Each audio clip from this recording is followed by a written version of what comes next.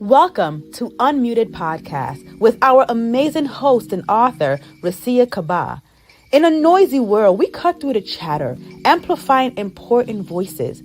Are you ready for raw, unscripted stories that shape our daily lives? Well, on Unmuted, we tackle tough topics, challenge the norms, and share untold stories. Each episode, we bring in thought leaders, influencers, and everyday heroes for genuine conversations. It's not just a podcast. It's a platform for real, raw, expressive conversations. Get ready for the emotions, laughters, and most of all, the truth. Unmuted is more than just a show. It's a movement. So join us as we break the silence to embrace the power of honest dialogue. Welcome to Unmuted, where conversations are real. Welcome to Unmuted Podcast. I am your host, Recia Kabbah. Today's episode, it is truly special because I'm joined by someone who has been my rock, my confidant, and my biggest cheerleader for over 2 decades. She's not just my best friend, she's my sister by choice, my ride or die, and my safe space. We have shared laughter, tears, celebrations, and challenges, creating memories that will last a lifetime. Through every storm, we have always stood by each other. Please join me in welcoming my bestie, my sister, and friend as we share a conversation that's been decades in the making. Welcome, Adele. Hello, hello, hello. Hello, boo. So beautiful. I am so excited. I'm so happy to be here. I am in awe to be on your stage, Recia. I am happy to have you, boo boo. Yes, you look exceptionally beautiful tonight, I have to add. And guess what? We're matching. Yeah. Great minds think alike. Without even saying anything. Exactly. You know, I woke up my short hair. I'm like, you know what? I ain't got time for this. Let me take my 411. And I had to come correct because I was coming on this celebrity platform. I said, oh, no. Let me put it together. But I am so happy to be here. I'm so excited. And like you said, it's been a long time coming. And opportunities just didn't present itself. But, when the hearts are connected, there's no limit to it. So I'm here. And I'm here to celebrate 1 year. I can't believe it's been 1 year. This is amazing, And first of all, before, you start saying anything, I want to say my little spiel. I just want to take a moment to say how incredibly proud I am of you. Watching your journey, Recia, from where you started to where you are now have been nothing but inspiring. Like you face so many challenges, like things that, would break most people. Instead, you turn those hardship into fuel, to create something beautiful, like Unmuted, the podcast, and also impactful. You're not just surviving, Recia. You are thriving, my dear sister. Aww. And you're touching lives in ways that you don't even imagine. You've touched my life. You've talked me through some things that I didn't even think that I could get through. And like you said, we've seen it all.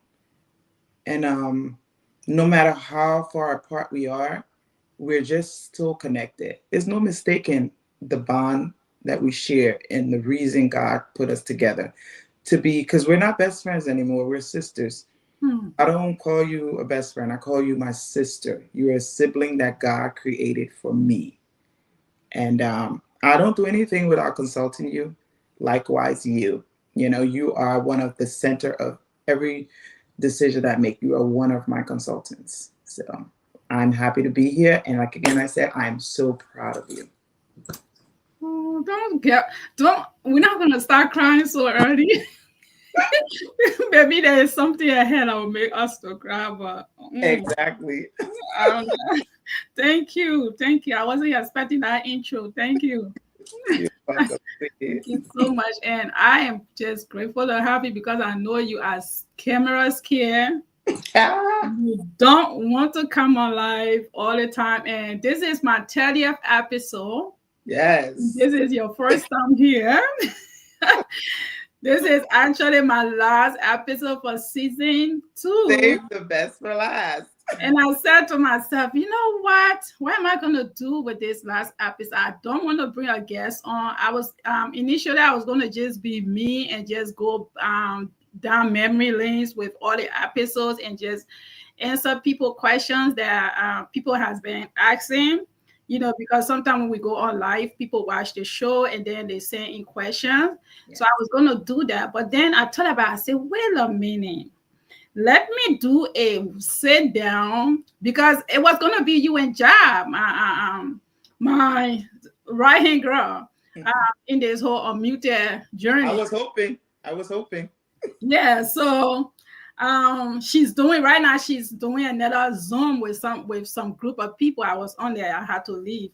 So I told her if she finished sooner, she want to hop on. She has access to the back office. She can let me know and we can bring her on. But Jab be on the show 100 times. So she ain't missing nothing. So I was like, you know what? I'm going to just make this Adele thing. And we're just going to sit down. I'm going to allow her the opportunity to interview me this time because I'm always interviewing people. Yes. So today, I'm going to be in the hot seat, guys. In case you have to don't wonder, I'm not the host today. I'm just sitting here in the back office. I'm going to allow my sissy to take control because I want to see what she has to ask me, things that she never, sometimes we want to tell our friends some stuff and we just don't. So today she have the opportunity to ask me anything and I have to answer everything she asked me. And I have no clue. I promise you, we did not talk about anything because that's how I wanted to be. Y'all know that this show is based on being real. So we are going to be transparent. Leaving nothing on the table. I'm going to be very honest with you. So Adele, welcome to Unmuted again. And I'm so glad to have you here. This is home.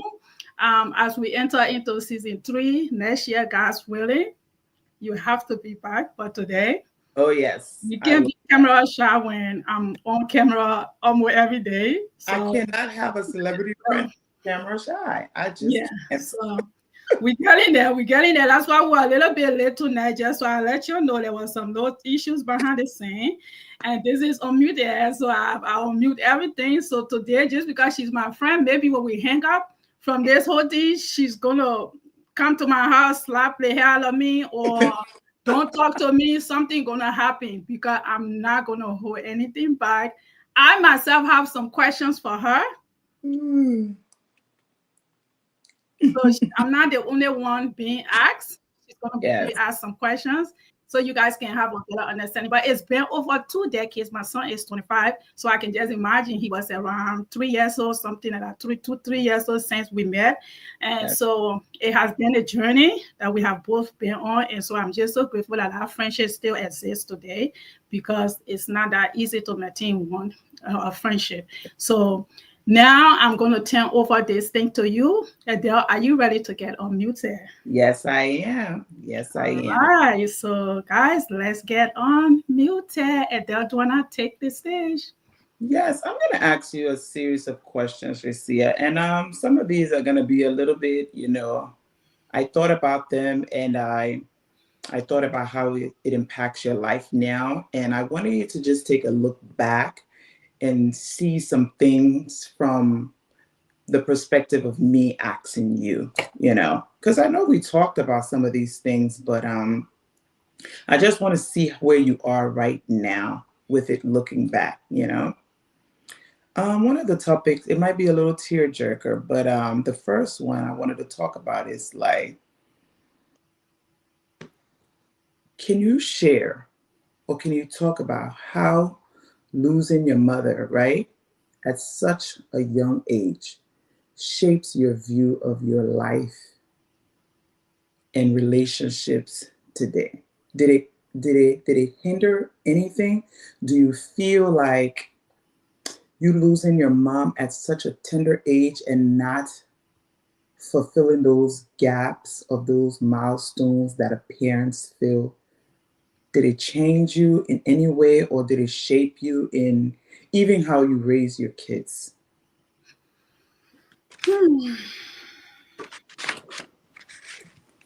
I know. Woo, I never thought you would go that deep to that extent, but something. First of all, I just want to say thank God for me, for my existence. Because God knows our future before He even planned us in our mother's wombs. And so, with that being said, I'm not sure if God had a different way for me in life. I feel like everything I have been faced with from day one out of my mother's womb was God's will for me. Do I miss having my own mother? Of course, I talk about it here all the time. It's one of my biggest topics.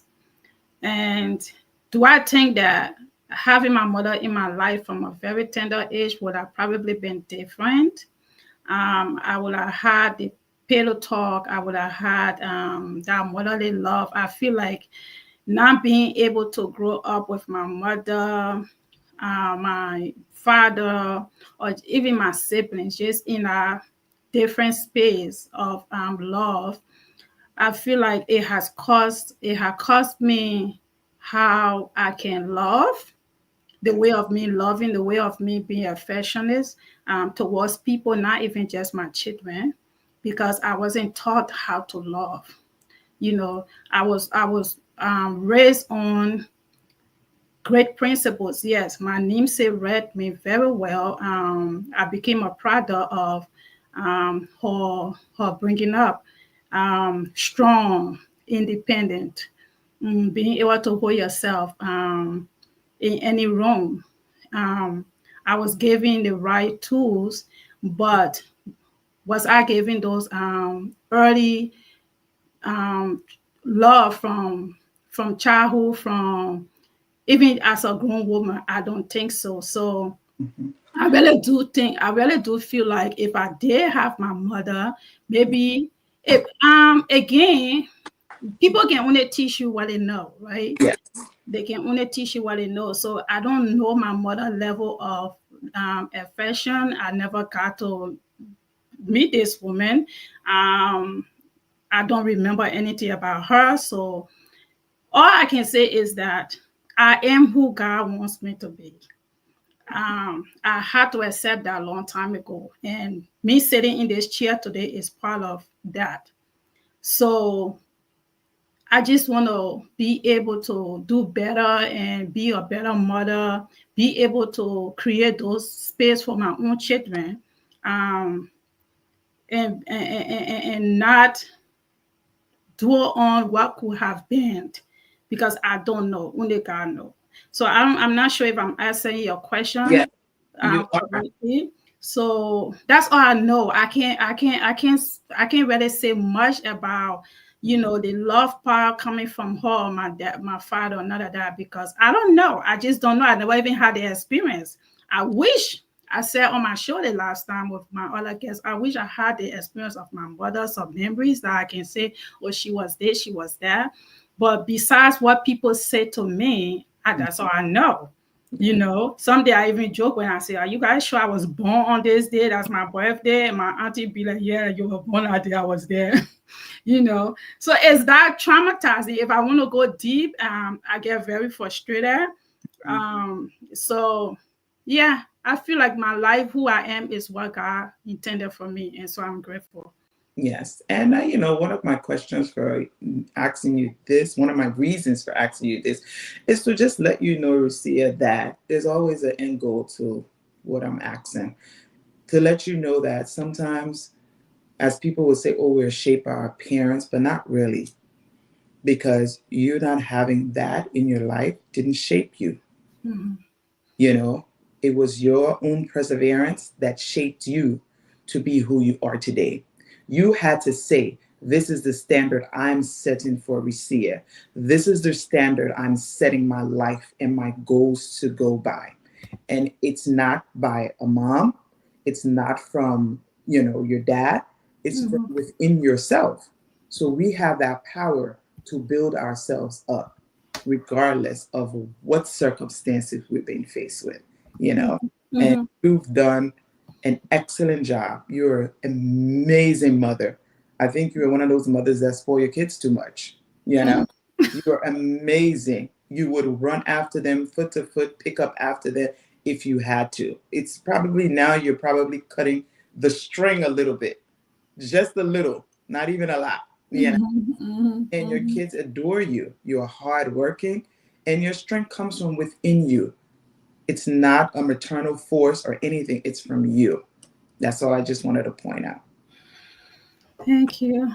Yes. Thank you so much. I appreciate it. Thank you. That is by far the toughest and deepest question I'm going to ask tonight. So Okay, at least I passed that stage. you can relax now. Okay, all All right. right. My next question. What was the turning point in your life, Recia? As you explained on your show and in your book, you went through several challenges with, relationships and dating and even a recent divorce, right? What was the turning point in your life that made you realize that you could just forgo everything, all the challenges, all the mishaps, and rebuild you to where you are sitting on this platform today? I like that. I like that question. So, you know, hmm, you have been at the front row seat of all of my shenanigans, and the um the story keep building up. But when I got married, something that it came on us. I would say on us because we all was like, wait, why is this going so fast? Why this or that? And then even when I used to question, you was one of the people saying, Lucia, this is the man God sent for you. This is God time, it's happening right. And I felt that uneasiness, like something wasn't right. You guys can admit to it. I tell my Yes. family that all the time. Say I felt it, but again, we said that was the work of the devil. But meanwhile, I think that was God talking, the way how things play out. Yes. So just putting, all of those things into perspective, how things happen in my life. I do not now. I know before I was mad, I was angry, I was bitter, I was all of that. I wanted to kill somebody's son and all of those things. But when that whole thing settled and I look back on my life and I was like, wow, this is not happening for no reason. I don't think God, because I used to think God like what? After experiencing family issue and then relationship, I'm like, I gotta be special to you. I remember one day I was sitting in the room, I swear to God, I said, God, I have to be very special to you because why am I going through all these challenges and still surviving? And still surviving, then which means there's a story you want me to tell. There's a story you want me to tell because I am hurt. I'm walking around looking good on the outside, but my inside is very, very, painful. Like I have so much hurt in me. Yes. And it's like layers over layers. From my from losing my whole family Yeah. almost all my whole family, like my sisters, my brother, everybody. And then to relationships, failures. And I'm like, every time I climb a ladder, I'm taking a step back every time. What is going on here? Do you want me to tell a story? Because this feels like I need to tell my story. I can't hold these things any longer. They're like, it's just too much. So I came to a place where it now became a people thing. It started being my issue. I started looking at things Yeah. more of your story is to be told, and you have to now focus on you. You have to now love yourself. First of all, I started a self-reflection. I started doing the work from within, because you cannot pour into people if you are not okay yourself. All right. So to be the better vision of yourself, you have to work on yourself. You have to be able to be healed, or at least on a journey of healing, to be able to share your experiences for it to connect. Yes. So I started to work on myself. I started to accept myself and started to stop blaming myself, and just accept everything that happened to me, and don't feel like I was, targeted, and don't feel sorry for myself. I embrace everything in that moment. And I said to Recia, now you have to put everybody else on the side, and you have to take care of you. Take care of you first, and do the work that God wants you to do, because He wants you to use your story to reach the world. He wants you to use this story, that not only the recent divorce, but everything else, to be able to reach out to people that may not have this opportunity that you have. Because when I say opportunity that I have, me being able to be surrounded by people that could help me, being able to be in this country in the first place, to have a platform where I can reach out to um, almost everyone that I can possibly reach out to, that has experienced something that I have experienced. So that's the moment where I felt like I needed to just make it about the people, because God has placed me in that place to be the voice of the voiceless. Yeah. So Yeah. That is true. And you're striving. You're amazing. So thank you. yes. All right. Whew, drum roll. Is it getting hotter? Hey, All right. Okay. One question. How do you define strength today, Recia? I mean, strength compared to when you were your younger self. Like, what does being unmuted now means to you? being unmuted now is being my authentic self. Being unmuted now is being able to speak freely. Being unmuted now is to be able to have my peace back. For me to step out of my comfort zone, and to explore the world, and to live in my purpose. To be my true self. To be connected to receive, to be connected with the word, to know that I have no fear. I should be able to walk freely. I should be able to speak freely. I should be intentional with everything, you know. Yeah. And being those things can also cost you a lot. But you can't worry about that. You have to be unmuted for yourself. um so when I even chose the title unmuted, because unmuted can be a whole lot of different. It Different. can be used for so many things. It just, at the end of the day, we are asking for freedom. We are asking for, the space to be able to speak free, to be able to share our story, and not be fearful, and not be shameful, and not worry about the people that can't receive it, because everybody may not receive your reason of being unmuted. But if it's 10 out of if it is 9 or 8 out of 10, that is fine, because everyone cannot be your cup of tea.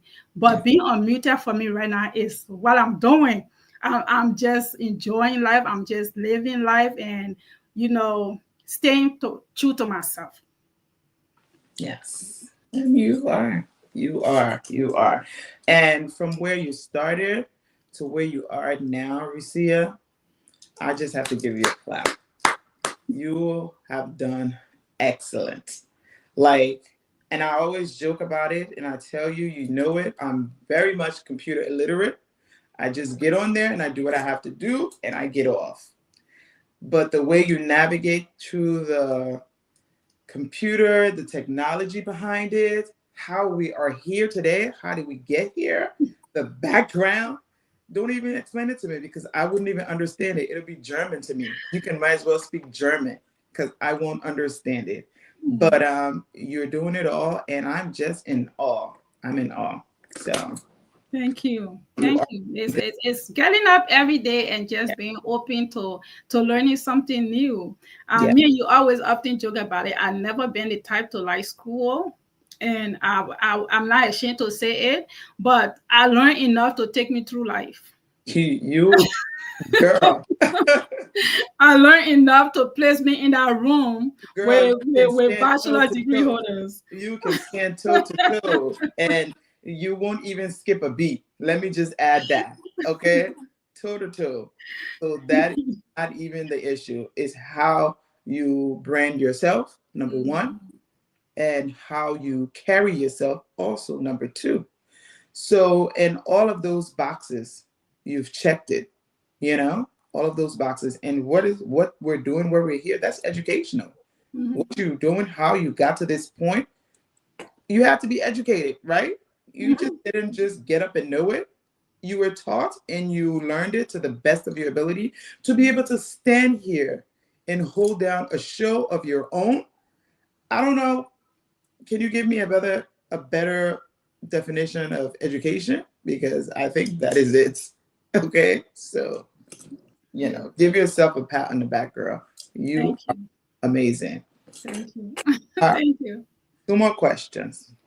How did writing your story, and then, no, not that one. Okay. You've been bringing numerous guests on the show since the show started, right? Right. So with the guests and the listeners, how has that changed your perspective on your own story by bringing various, people from different aspects, different stories, different, nationalities?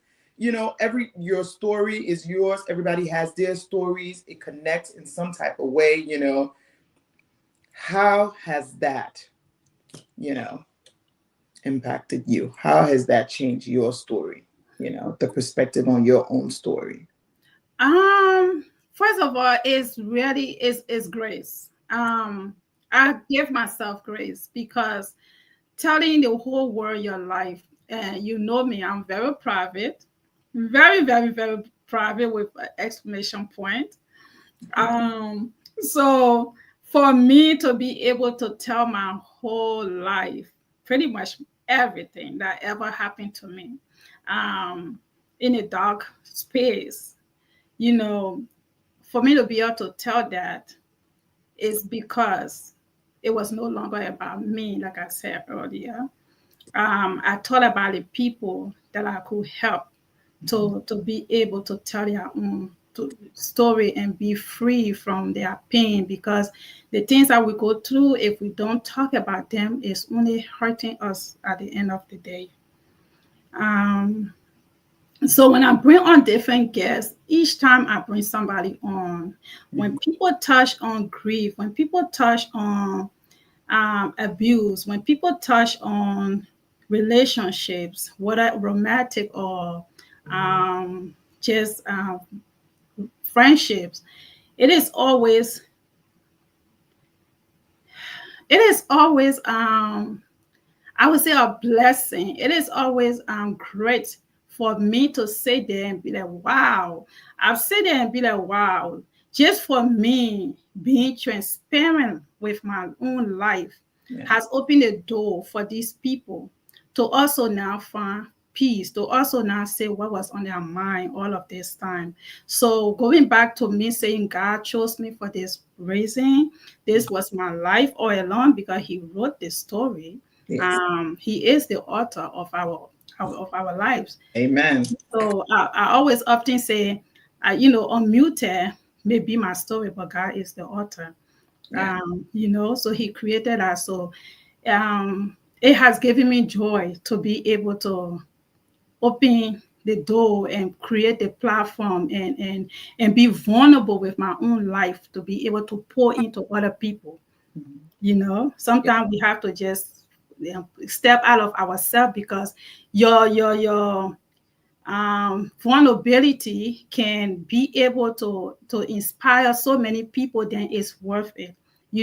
I don't walk around feeling shame that my story is out there. I'm very proud, in fact, that God used me Yes. to be able to pour life into other people. So it has really changed my life. It has, to answer your question, it has really changed my perspective on how I move every day, because I now know that I have been put in a space where people look after me. People respect me. People are grateful for this platform that I have created, where they have a safe space to come and cry out loud.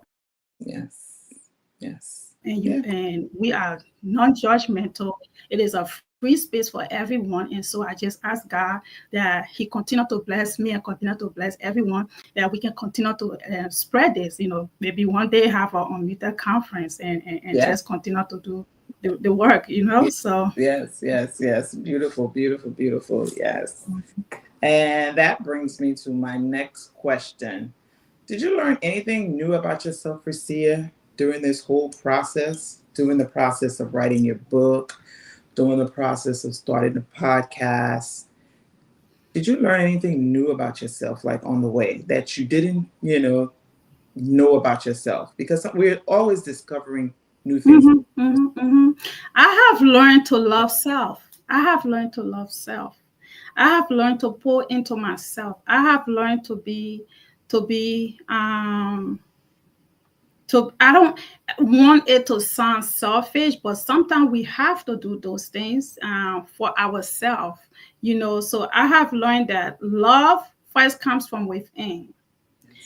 I am so used to putting into people, so used to building people up, so used to seeing people in good places, in good space. And you often tell me, oh, Recia, don't do that. But if it is in me, it is in me. Yeah. I'm very nurturing. I'm very concerning about people. If I see you at point A, I want to make you, move on from that place. I like to help people. But what this experience has taught me is that, Recia, you have to first of all handle Recia for. You have to love Recia for, because nobody else thinking about you to that extent. You work on Recia. You find Recia. You be the truth Recia. Be authentic to yourself. You work on yourself. The people that are supposed to be in your life will be. The people that are supposed to pour into you will. Stop chasing relationships. Stop chasing love. Allow someone to love you. You are a good person. You have a good heart. So I have learned to sit still and just allow God to lead my life. When the right time comes, I'm going to feel it. I'm going to see it. So what this experience has taught me more is self-love, self-reflection, and staying true to myself. Yes. And self-love is the ultimate goal that we all strive for, because a lot of us lack it, and we try to hide it in other people, and trying to find it in other people, when we should actually be trying to find it within ourselves. In ourselves, yes. Because if you love yourself, you will always have your number one fan, which is yourself, at heart. And that is all that matters. Everything else can fall, even family, children. Like I always tell you, sometimes we have to be selfish to even the kids we birth. because, we can't continue to stand in the way of their mistakes and their challenges. We have to allow them to make their own mistakes. Exactly. And they have to figure that out for themselves within them. How can I deal with this? How can I self-love that I may be able to do the things that is going to benefit me? You know what I mean? And that is excellent. That is excellent. Self-love, I'm an advocate for that. I had to learn that too. I had to learn that. It was hard. And every day, I mean, we have to learn something. Thank you so much, Prince, Square, for your comment. Thank you. We appreciate you watching the show, and everybody else that are watching right now.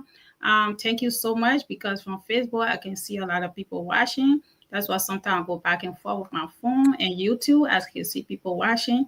You sometimes, because of the system that I use, you can see the numbers, but you can see the views until when I go off live, then I can actually tell most of this stuff. So thank you so much, guys, for watching. And man, I mean, thank you. Your questions was great. I'm not done yet. Okay. I'm not done yet. I have my last. You want me to ask you some of my questions before, or you want to finish first? You the host. Let me know. You can go ahead. No, you know what? Go ahead, because you ain't gonna pick up mine. Nope. Go ahead before you change your question. Okay. Here too on my own. Say, okay, since she coming harder, me come harder. All right. Last question. Okay. When are you going to start dating? Oh my God. How did I now know something like this will come? You got When are you going to start dating? Is dating an option for you at this point in your life? That is how I'm going to ask the question. Is dating an option for you at this point in your life?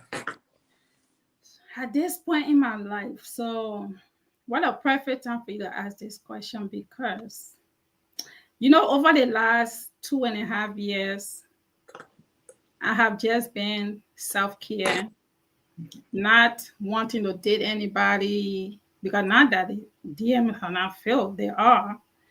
But but I have not just been focused on that. Like I said, prior to this question, self-reflection, working on myself, being a better version of myself, just working on me mentally, physically, emotionally.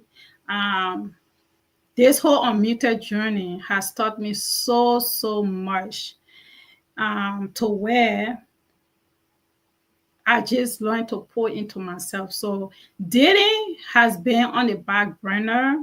I did not want to think about it, because you gotta admit, I was very broken. I'm not gonna lie. I was very broken, and I'm not sure if I'm of course I'm not completely healed, but I think that, to answer your question, after 2.5 years, I have to live. Yes. I have to live, because I have allowed a situation to deprive me from my happy. And sometimes it's necessary, because it has taught me to see a lot. Now I am in a place where I see something for what it is. I see things for what they are. And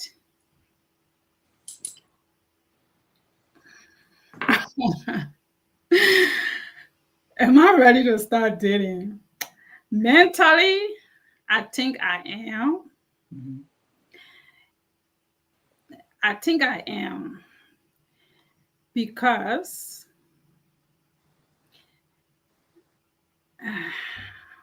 okay. Woo. Take a breather. It's the fear of what if. Yes. The fear of what if I jump into something again and it doesn't work. The fear of what if I pour into somebody again that won't pour into me the way I expected, because I love very hard. And I know that you know this of me, and I know this of myself. Yes. I love so hard, and I'm so caring. And my partner should be my better half. So I don't know how to give a little of myself to anybody. Yes. Sometimes I may be that, oh, I'm just gonna date and not have feelings or not connect with somebody, but we are human. That's not possible. I can't think like a man, and be a girl. I think at some point I was in a space where I'm like, oh, okay, I'm gonna just think like a man, be a lady and think like a man, kind of stuff. That Steve Harvey whole shenanigan thing. But Adele, Adele, I won't call you Adolphe, I won't call you Adele, so now I'm combining everything. You can see where I'm going. So that question you asked me just now, it's kind of making me a little emotional because my past has hindered me from trusting people, and I have to come to a place where I learned to just live and trust, because my trust issue could also deprive me from the right person. Yes. And so, am I ready to date? I am. After 2.5 years, during my separation, I was still married, because you can be separated, but you're still married. So I was honoring that vow between, it had nothing to do with that person, but I was honoring my vow. I'm still married, so no, don't talk to me. Then I left that stage where when the divorce was final, I'm like, oh, I'm single now, I can't go. And then the reality is sinking. Then I realized, oh no, shit, you got some work to do, girlfriend. You have some work to do. There is no way you can love somebody's child right now. You are broken. And in life, we have to really be honest with ourselves sometimes. Yes. Look at yourself in the mirror. Look at your soul and know that you are hurt. And if you go into the world to start dating, all you're going to do is do exactly what that person just did to you. Yeah. Yes, because hurt people hurt people. Hurt people, inflict that wound, that pain onto other people. Yeah. So I knew that if I had started dating right after divorce, I would have been a mess. I would have just been out there to hurt guys that had nothing to do with my situation. Yes. One of my guests said to me, don't get caught by one person and bleed on everybody else. Yes. And that's the place I work. I'm like, I don't care. I'm always there for men. They're always hurting me. So what? I can hurt them too. I can, I left that place, and then reality sinking. I was like, oh, no. You can't pay evil for evil. These people don't have nothing to do with that last situation that you was in. So work on yourself first. Heal from whatever you are going through, even though it is a process that I don't know when I will be completed over it, because I'm not going to lie to you. Every now and then, it's still sinking. That trust issue sinking. But yes, to answer your question, just in case, maybe you got a man for me. So let me, don't close the window there. So now, Justine asked me the same question the last time. You think you ready? I said, I know you say you didn't want to date nobody. I know you was. I said, I don't know. For some reason, I think I am. 2025 going to be my year. I think on mute, I'm going to be bull up. Yes. Yes. I think that on mute, I'm going to be bull up. I don't know whom it's going to be. We may have Mr. Unmuted. Mr. Unmuted. There you go. But you know what? You're answering the question exactly how I expected, because Recia, everything, I know people only look at grief in one way. It has to be like a death for somebody, but grief is so many things that we go through in life, and it has a process. Grief has a process, and you go through those 4 or 5 stages, and however way, some people go through it straight through the right way, and some people go through it in between. But however way you go through it, it is still the process of grief. Losing your relationship is a grieving process. It's a grieving process. Everything you're explaining is you going through the grief. You go through anger, you go through denial, you go through acceptance, and then sometimes you might go to the acceptance and circle back again to anger, and then Yes. circle back again to denial. And you just keep recycling the process until you get to that final stage of acceptance where you say, yeah, I have accepted this. I know what I did, and I know how it impacted me. And I know that I can give myself to someone else and not carry the baggage of what had happened to me into a Mhm. new relationship. Mhm. Because why? You Mhm. have healed. You've already healed. So if you haven't fully healed, Mhm. you know, Mhm. maybe talk to someone, talk to a therapist, talk to somebody, go through that step. They'll give you probably some homework to do, Mhm. things that you'll discover about yourself, things that you're even holding in that Mhm. you don't even know it.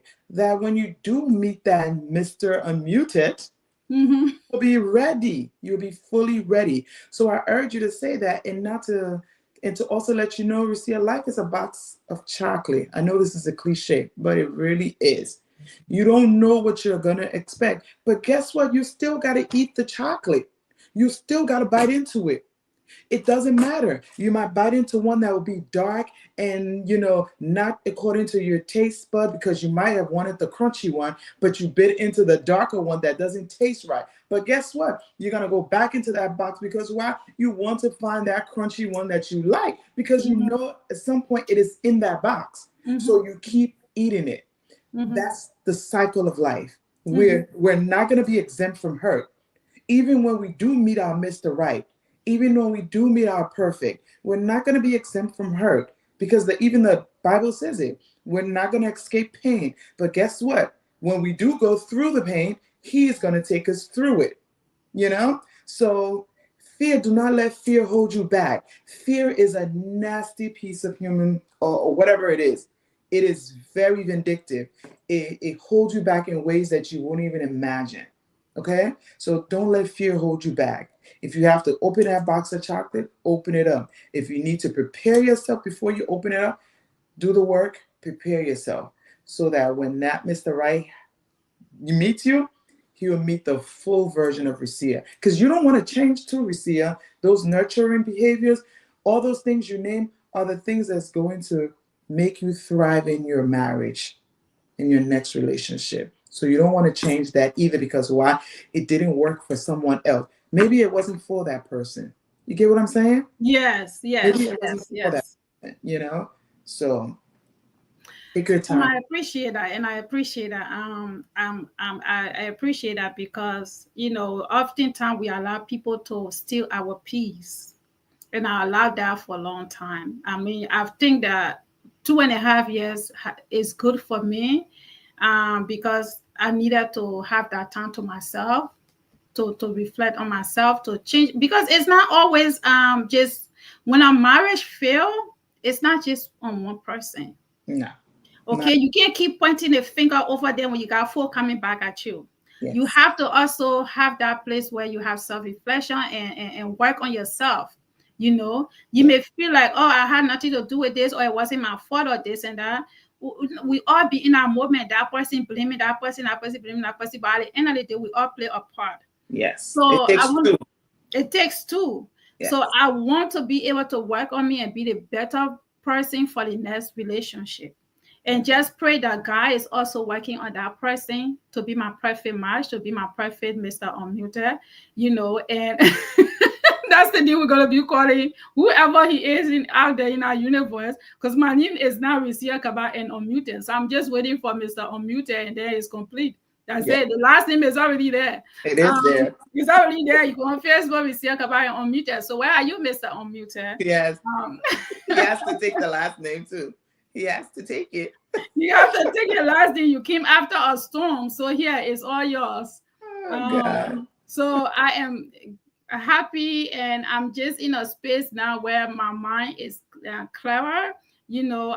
I think I have been doing the work, and I think that I can now pull into somebody. I can actually go on a date now and not make it about my past.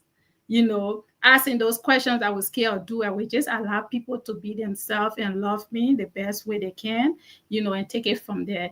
and still be able to pour into people. So thank you so much. I have my girl, my unmuted right hand sis. She will always chime in. She finished with her meeting. You were wishing for her to come on. Come in, And now let's have a she's conversation. backstage. She is here to chime in, you know. Conversation, John. Let's finish this conversation. And it's just about time that I'm about to grill you. And then here she comes. So she better just stay out of this one and let you be grilled. No. John's gonna chime in. John, please help her take the hot seat off me. So everyone, welcome my sissy, Jessie Helen. She's the actor, CEO of Inner Star Trailblazer, and what she is the creator of Inner Star Trailblazer, and what she is a fantastic, amazing individual. She is always pouring into everybody else. When Jessie eats, she wants for everybody to eat. This woman has been a godsend for me in my life. She is the author of Love After. She is the star and the creator, director, producer, writer for Love After Holiday. She is touring the world now with her movie and everything. I'm just so proud of this, my Jamaican queen. For some reason, Jamaican people just don't leave me alone so far. So for some reason, they just all around me. When I turn to Jamaican, I'm like, damn, wait, what? Y'all men don't like me, but the females really sure do love me. So I'll take it. So now I'm bringing to the stage my Sissy from another land. Just saying hello. Hello. How are you? Hey. Thank you for coming to save me, just saying. You guys are doing amazing. I'm so proud of you, Recia. So proud of you. Yes, I can't believe it. I'm telling her the same thing. A year looking back to where she started, needs to give herself a right hand of applause and just really be proud of herself because she did it. You know. Yeah. Thank you, ladies. Thank you so much for Adele has been like she has been through all of my ups and downs, and that would take me to my next question. And Ja, you can enjoy this as much as possible. And if you have a question, if you have anything, maybe through the conversation, you have something to ask me, I'm open to it. Because today I'm not the show. You guys are the host today. I'm not the host. I'm just here. I'm sweating under my arms. I have this on because it is real. But I have a question for you, Dolphin, before I get into the little deep parts. Because trust me, I got you. I got some questions. So my show is usually an hour, but today I feel like I'm going to open it up at least, because we have to get to the point. This is my last episode, so let's just do what we have to do. Whenever we finish. But the maximum is pretty much 2 hours for me to be in the system. But I know we're not going to reach 2 hours. So, okay. So, Dolphin, healing and resilience are a major part of my book. Mm-hmm. What challenges have you faced in your own life that has required you to dig deeper and find resilience? I think I told you about this, or maybe I didn't, but it happened to me like the beginning of this year. Yeah. Like around November, January.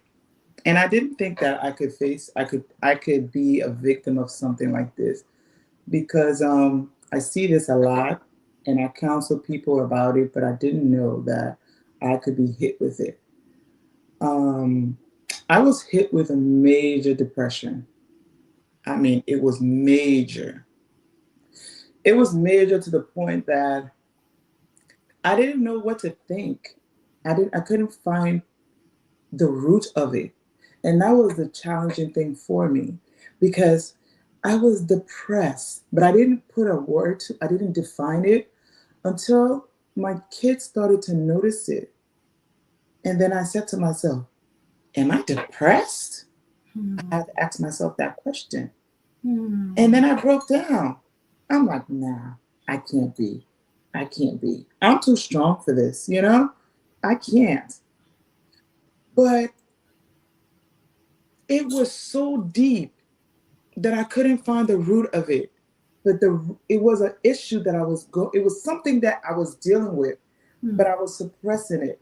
And those were the things that were overflowing on the surface. And it manifested itself really, really bright. I was withdrawn. I was withdrawn from even my husband. I was arguing a lot with him for no reason. I was blaming him for things that he had nothing to do with, My children, I was out of touch with them. And I was sad a lot. I was just sad.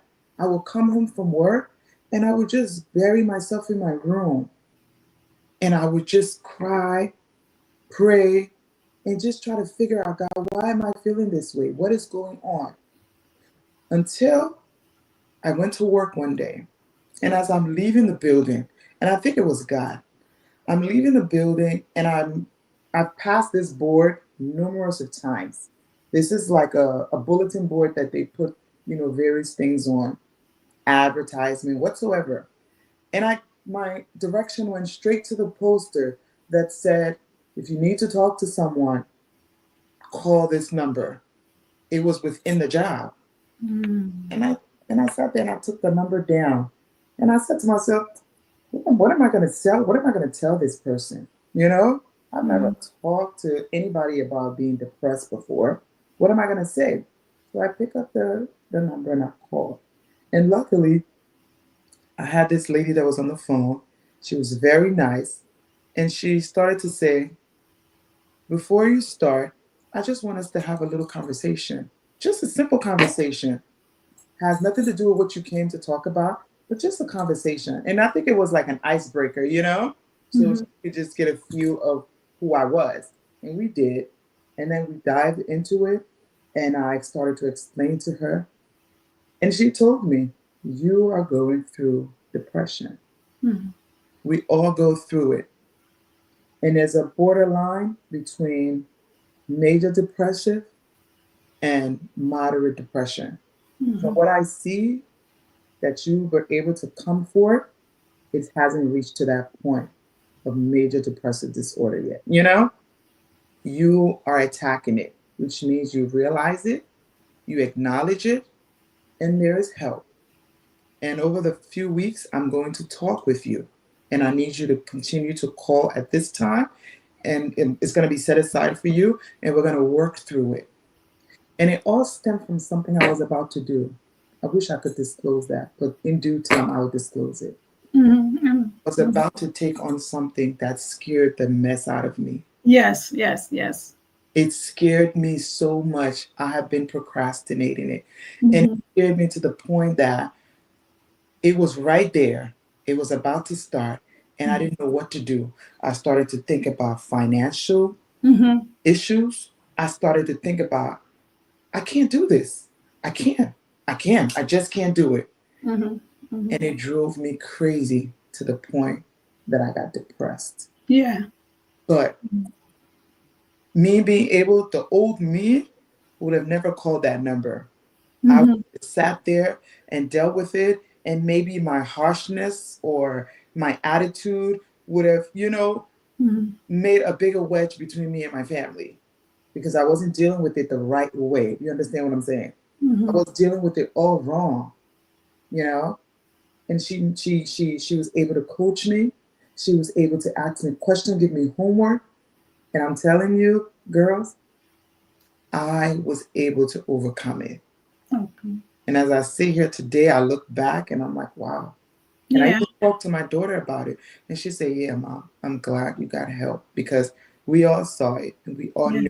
And it hurt me to know that I was hurting the people that are closer to me. And it wasn't intentional. Yeah, that's what happens usually. We hurt the people that are most close to us because they are the one in our close, touch. So they will feel your energy, And so, but I'm grateful that you did get that help because somewhat we all feel it. When you connected to people when they are going through something, even some things that we don't know the person going through. You can feel that energy. You can feel that distance.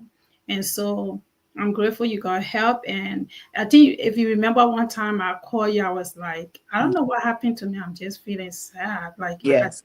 yeah, I'm Yes. just feeling depressed. I don't know what's going on. I can't put my hand on anything what's making me sad. I think I should be happy right now, but I'm not. I Yes. don't know why. And you said that to me. You said, yeah, it can happen. Yeah. It can happen. And I just could, so I relate. It's possible. That's why it's necessary we talk to people, because those are the things that God first, man, because those things can make you to take a whole different turn in your life. Yeah. It can make you to feel like life is done.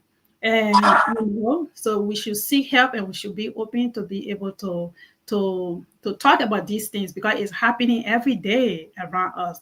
When you see people just distant for no reason, or you see somebody just you think that their life is supposed to be perfect, but you can't, they're not happy. We have to really pour into our sisters. We have to pour into one another, and make sure to pay attention to our friends around us. Pay attention. Check on your friends.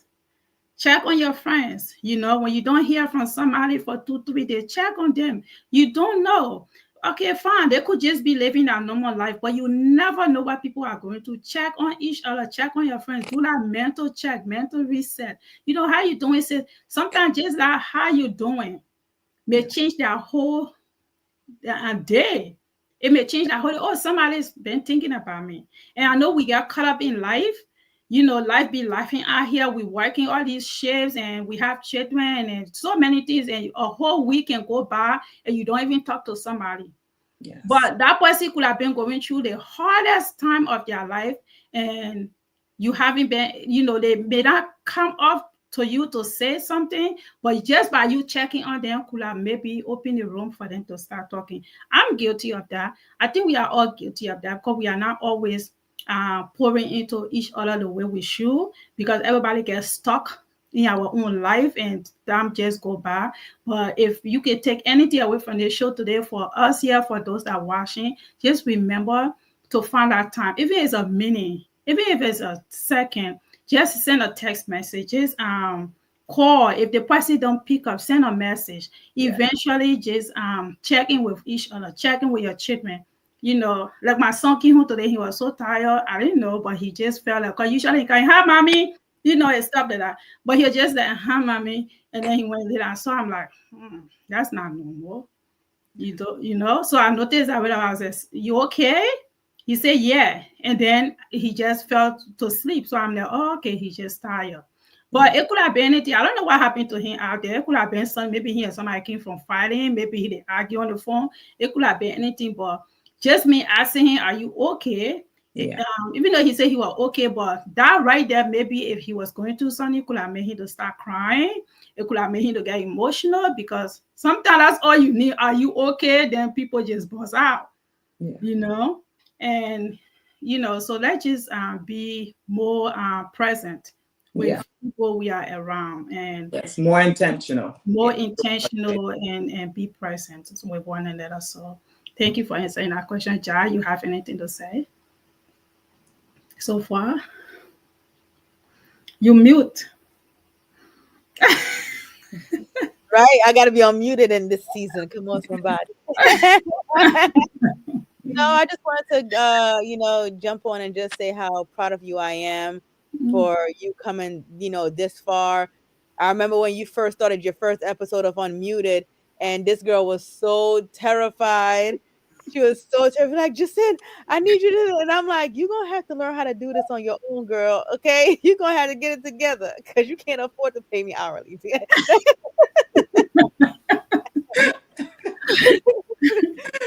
But I remember she was so terrified, and just to look at where God have brought you, and how your ministry, I'm gonna call it ministry because that's what it is.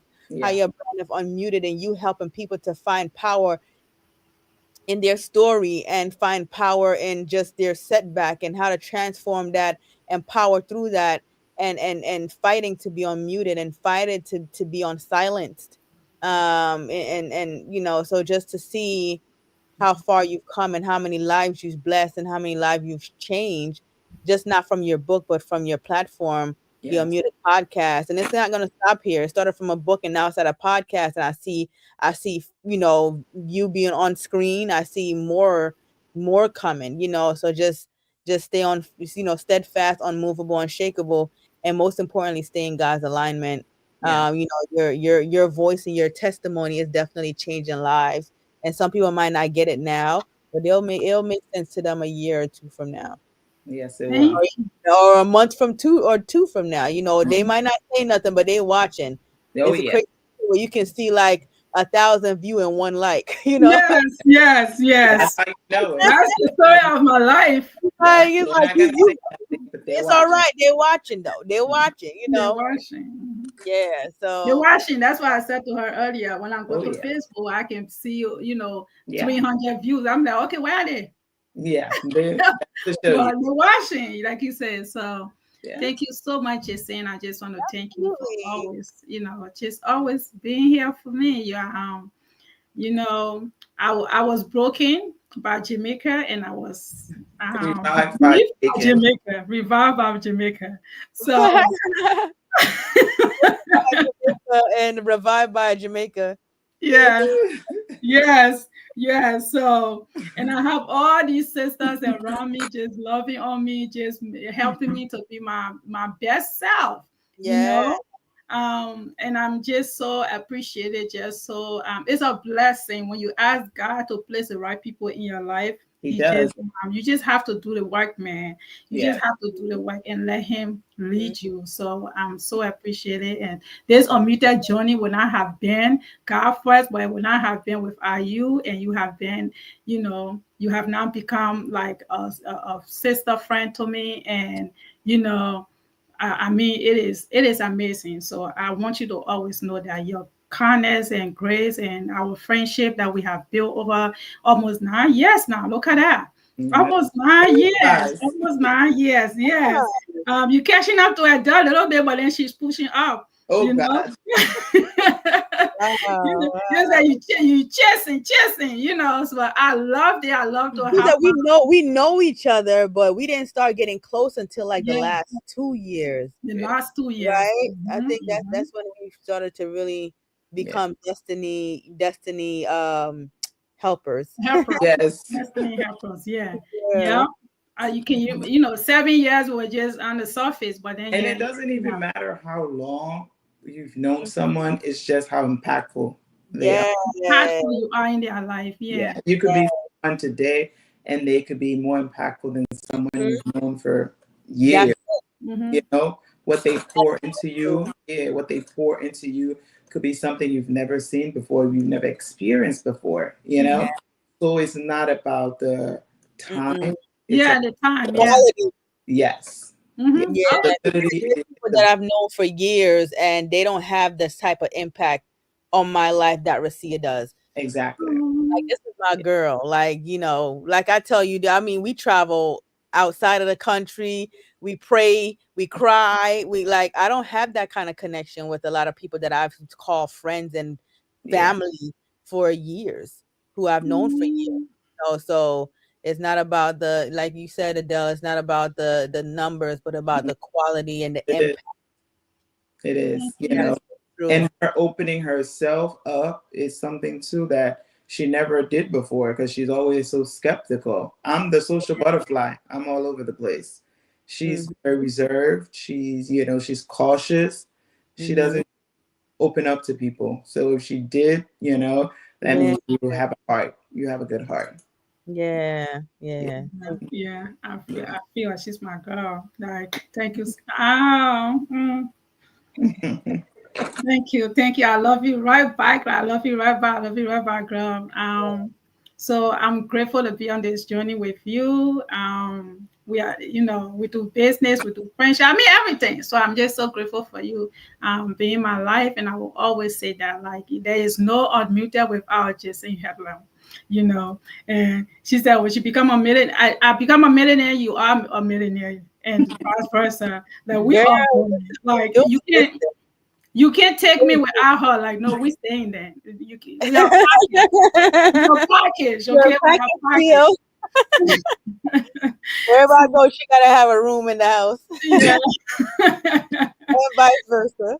Yep, vice versa. So thank you so much, and I appreciate you, ladies, so much for being my con. That's why I always say on the show, I say I don't have a lot of friends, but a few handful that I have is like a trillion, because I can really just come to you guys and you got me, and vice versa. So you don't need too many people. All you need is to have few good people, few great people who love you authentically. No jealousy, no competition. Everybody live in a true self, and Yeah. that's what it is, you know. So I'm living my best, yes. Okay, and it's gonna continue to be so. I'm so happy. I don't think I have been this happy in my entire life. I think, Mhm. yeah, Amen. I'm just Amen. happy with where God has brought me, Thank and I'm grateful for where He's taking me. And so, and the people that He has taken away, and the people He's bringing, man, if I knew that was gonna happen a long time ago, I wouldn't have cried a tear. Okay. you. I had to wouldn't go have through shed the a tear, process. but You had to go through the process. yes. Yeah. So, all right. One more little silver question, then I'm gonna get into a little deep part. And again, just saying, you are welcome to be here, because I know maybe some things you will want to chime in, but I know you're busy. So if you gotta mute yourself and work, we get it, but stay with us. Mhm. After reading my book, Adele, what was one thing that stood out to you the most, and why? Hmm. It's basically the part I tried to connect the part from, and it was actually one of my questions from on the paper, but I didn't get to ask it. It was actually your transition from home. Hmm. Your transition from home, the things you went through as a little girl growing up, and how you transitioned that when you came to the States, and your path of becoming you today, Recia, your path of becoming who you are now, and looking back to your starting point. Because I read in the book you started in, I think it was Ghana's, right? Mm-hmm. Mm-hmm. Yes. Mm-hmm. And the disadvantages and all the things you went through. And now you came to the States, the way you came, and how you took yourself, raising your children, having a bad relationship with, your kid's father, and that's formed you to move on. And you kept fighting. You kept fighting. You kept fighting, especially for your children. And I was right there. I saw it all. I was in the front line. I saw your strength, your resilience, and to you now. So I just like, wow, this is actually this girl true life story, you know? Mm-hmm. And to the point of the divorce and all of that, Mm-hmm. I just had like, that was one of it was emotional to me reading the book. I'm like, wow. I mean, you've said it before, but actually reading it, Mm-hmm. seeing the pathway and to where you are, I'm like, this girl is amazing. Like, I don't know how many people could be able to go through these things and still stand out and be this amazing, you know? So that was one of the things that stood out to me, how you overcame so many things from challenge to challenge, from, to where you are right now. Mm-hmm. Thank you. Thank you. And like I said earlier, it's all God. That's why I don't regret anything that has ever, happened, because I feel like my life was already planned. All of us, everything that we go through in life, God already planned out for us. He wrote our story already. For us, it's a surprise, but for him, it's not. He just be sitting there looking like, because he knows it's coming, and he built us for that. He doesn't allow you to go through anything that you are not strong enough to handle. And so, yeah, I just have to embrace that. I just have to embrace that because my story is my story, and some people have worse stories than me. Yes. So we have not all been blessed to have a platform to tell our story, or we are not all given the grace to be able to use our story to help other people. So me being able to do that, I'm gonna do that gracefully.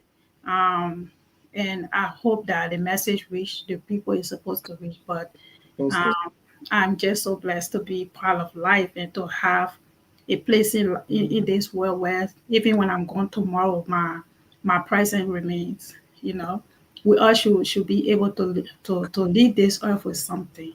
My children can look back, my grandchildren can look back and say, "Oh, that's grandma. She did that."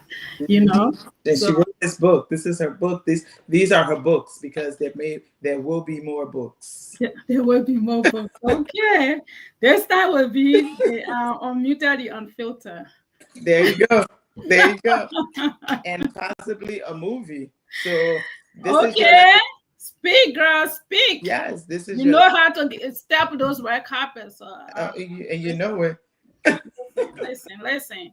We're talking about a movie. That's the queen right there for that. So I just have to say, let's go, and we're going. We're going. That's it. You have to say, let's go. She's already behind me to do some stuff. So that's it. We're going. And you see, so do you feel that opening, and I know this is a question, but do you feel, because this is something that you struggle with and you always on my end saying, you're such a social butterfly. Like for me, and I think my friend knows me now, I'm the friendliest, unfriendliest person. I don't know how to even put that. I'm the friendliest, unfriendliest person because she knows exactly my extent of socialization. And she knows the impact of it. She knows how deep it is. And if it's just surface layer, by now she should know that. I'm sure she does. But do you feel that opening up yourself, if you hadn't opened up yourself, would you have met Jah? I feel like Jah placement in my life was orchestrated by God. Because it happened where we can't even explain it. Like she said, we knew each other 7 years prior, but it wasn't anything serious. Like we just knew of each other, and we social media and all that stuff, because we met on a movie scene, actually Prince Where You movie, Muda, and we kind of stayed in touch since then, but it wasn't like sister girlfriend stuff. But she somehow sent me this one message about couples trip, and she don't even remember. Every time I said, she like, did I? Yeah, yes. So when she did, that was the time I was going through my divorce. I'm like, no, she did not. I ain't got no man, but she didn't know. Yeah. She know I'm bull up over here with this, her brother from that place, So I was like, girl, I don't have a man. And then right away, she just took on, oh my God, what happened? Blah, blah, blah. And long story short, she just became one of my angels, and she just took on to me. But again, to answer your question, yes, if I had not opened myself, I wouldn't have been giving these blessings from this lady, because even though she reached out with that message, if I had remained close up, like the usual Recia, and mind my business and keep my business to myself, she wouldn't have known what I was going through. But for some reason, I just felt comfortable to open up to her. For some reason, that's why I say God make this connection, because my usual self would not have done that. I'm keeping my business to myself, because just to elaborate a little bit, even you, my sister, some things I healed from you, because I did not want you coming over here and killing somebody's child. I did not want the influence of my decisions to be changed, because she will want to fix it. She will want to fix everything. And sometimes we that wearing our shoes knows how it feels better than the outside people. Yeah. So I wanted to my decision to be based upon myself, not influenced by anyone. And my friends and my family, they were all mad with me. Why you didn't tell us? I did not tell her, not because I wanted to hold secret, because I wanted to talk, but I did not want that influence. I wanted to be able to think. I wanted to sit in closed door and just think for myself and allow this to work out the way God wanted to be. So it wasn't anything that I was trying to hide. But when she reached out for someone that wasn't even my close friend at that time, for me to open up to her, it had to be God. Yeah. It had to be God. She was just one of those people. I'm like, I have to tell her what's going on. And I did. And look where we are today. Mm-hmm. Look where we are. You muted. I can definitely second that, because when I first started talking to Recia, it was very hard for her to be detailed, to give, information, but she'll give little by little. Because it just so happened that when I also started, how I knew a lot about your divorce was when I started the Inner Star. I have a nonprofit, and I started the Inner Star Empowerment Group, the Empowerment Circle. Mm-hmm. And then that was when you started to open up a little bit, and you wanted help writing your story. But I know for a while you put it on hold, right? Because you wasn't ready. You were going through your divorce. And I was hurting for her, because this girl was on the verge of tears almost all of the calls, and just so broken. And every week it was something new with her lawyers, with this mess. It was just so much mess she was going through, and she suffered in silence. Yeah. So when I see you say unmuted, it hits different, because she was literally muted, not just from childhood and all that, but the stuff that she was going through. I asked her, I'm like, you don't want to tell anybody? And she just couldn't. Everybody thought that she was still married. Yeah. I mean, thank you for telling me, but she said a lot of my family and close friends don't know, and I don't want to say anything right now. I'm not ready, because it's going to be a lot of questions, and it's going to be a lot of people Yeah. trying to make sense up, and people might try to, like she said, she didn't want to be influenced, or just a lot of noise, Yeah. um, but I literally saw her break down like every Sunday on our prayer call, and she had no fight left. Yeah. And I've seen her like rock bottom, like have emotionally and spiritually, like one thing she said, all I can do is pray. She just had no fight left. She said, Ja, I want to write my story, but I got to put everything on hold. I can't sit here, and it was a lot. She can't think. Like the enemy had her mind so blocked Yeah. by her pain.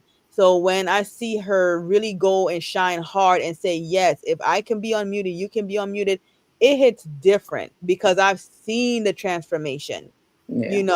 and then when she called, she said, okay, I think I'm ready now. My divorce is final. I think I'm ready to speak. I'm ready to tell my story. And I'm like, okay, let's do it, So I just want to say that I'm so proud of you, just I'm just once again just so proud. But I just wanted to confirm with her, like just really applauding your transformation. Yeah. And for trusting me, because you are very, very quiet. You are very reserved, Yeah. and you don't like anybody to see you in pain.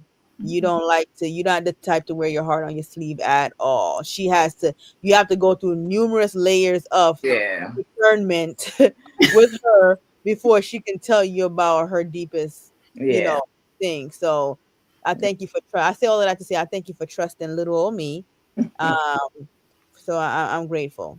So Yeah. congratulations on your transformation, and Yeah. for Thank finding you. freedom in your pain.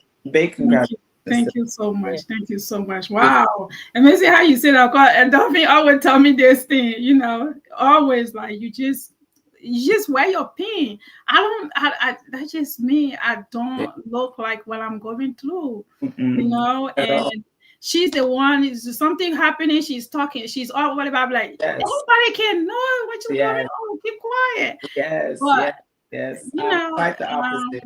but And for she, you have noticed that about me in our friendship, Jesse, yeah. and that's just me. So when I confide in a person, which means I have hold you to a higher place in my life. Yeah. You know, that means I already have a deep love for you. That means I have trusted that you will go to the grave with what I'm telling you. Yeah. You know, it's that deep. I don't love easy when it comes to romantic or friendship. I love very deep. I mean, I'll be the one that in your face all day, like, girl, let's do this or hockey or doing this. But my love for you is deeper than you can ever imagine if I call you a friend. You know, you cry, I'm crying. You know, you smiling, I'm happy with you, I'm sad with you. Like, there is no middle ground here. You know, I'm very, very like that. That's why I'm afraid. I'm always afraid to create these friendships because especially these days, friendships are not authentic. A lot of people just come around you just for their own selfish reason, and I don't like to share my energy like that. I'm very, very, very, very, very, very mindful of it. And you know, she would be like, "Oh, people think you are antisocial." Like, okay, whatever they think, that's what it is for them. I'm not worried about that, but I have to be comfortable with who I bring in my space, and so.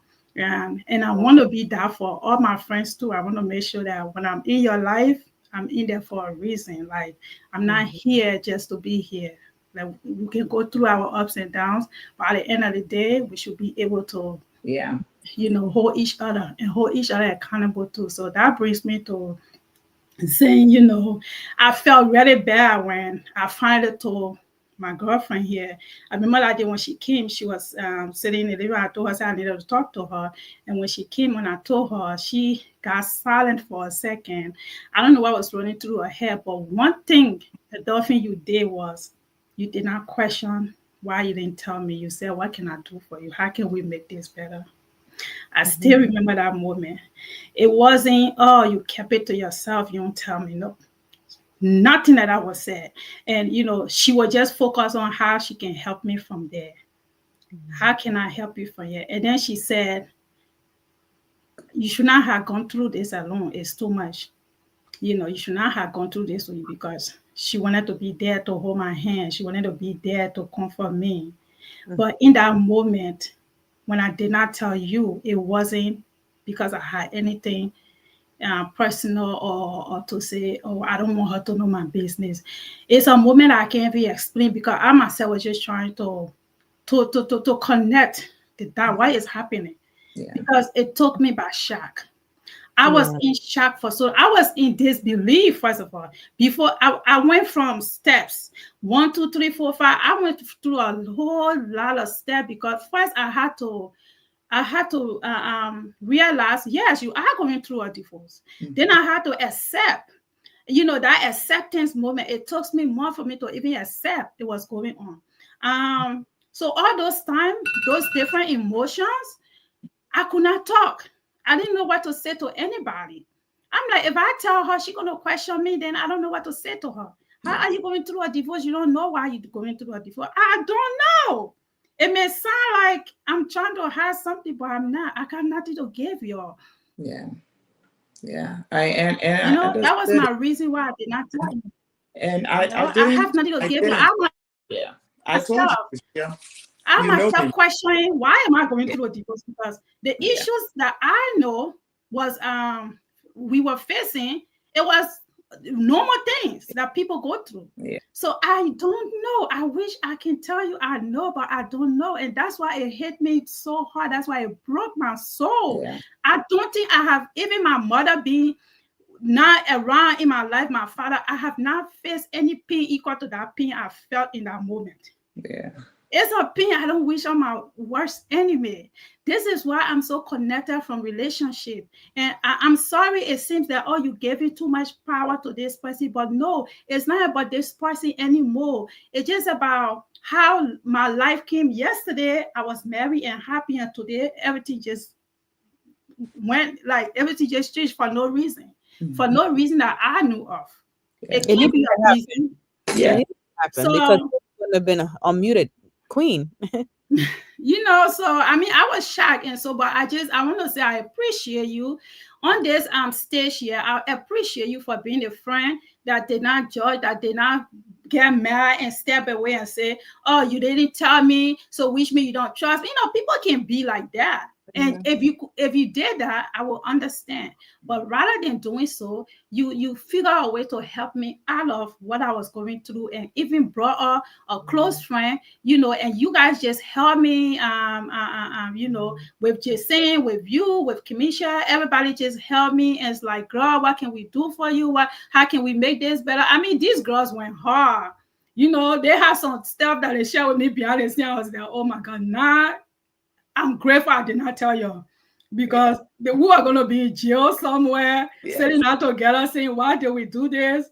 So it was that girlfriend moment, because they started to invest in something that I was already done with.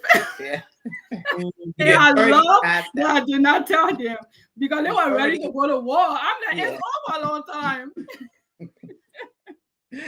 Yeah, I couldn't have, because as I sat down that day, my heart just hurt for you. My heart just hurt. It hurt more than you can imagine. And there was nothing in me to question you, because sometimes in life, and the things we don't do a lot is put ourselves in other people's shoes. We're so quick to see things only from our perspective. And I have learned that over the years, and I think that has made me even to be an even better person, a better friend, and everything, because I've learned to always stop first and transfer the situation, because you never know. We always say, oh, if it was me, but it isn't you. It isn't you. Yeah. You just got to be to that person what that person need at the time. You don't have to be what you wish you would have been to that person. You get what I'm saying? You just have to be what the person need. And at that moment, you just needed me to just be present with you. Thank you. That's all I could do. Honestly, there was not a bone in me to question or say, why didn't you tell me what? Like, what does that matter? That does not matter. What matter is what is at hand right now, and where can we go? It's like spilled milk. There's nothing we could do, but what we could do is how to clean it up. Yeah, and I appreciate that, and that's why we remain friends for over 2 decades, because we don't judge each other. We just take it from where we see it, and we keep going. Yes. We have cried together, we have laughed together.